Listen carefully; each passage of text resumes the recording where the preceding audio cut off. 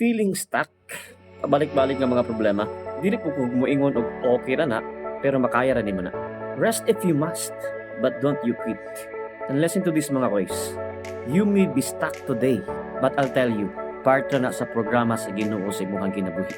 So get up mga koys and move forward. Kaya mo ni design sa Ginoo para sa imo. But this time, move forward with God. Arise with a new and better version of you. Create yourself from what you have right now. Learn from it. Kaya mo na gusto sa Ginoo. Use those disasters and problems mga koys as part of your experience. But don't work it out on your own. Work it out mga koys with God. And please be reminded mga koys ha. Usahay lisod ka ay pilihon ang mga problema. But you know what koys? With God, nothing is impossible.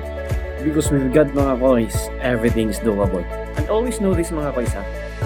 Satan will try everything in his power para lang mapugan ka sa imong pagtubo. But they know mga koys, the power of Satan is limited and his capacity is limited.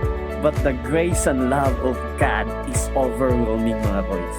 Naman nga sa problema karon mga koys nga halos dili nakakabakod tungod sa kalisod. Dili na bot pasabot gipasagdan og gibiyaan na ka sa Ginoo.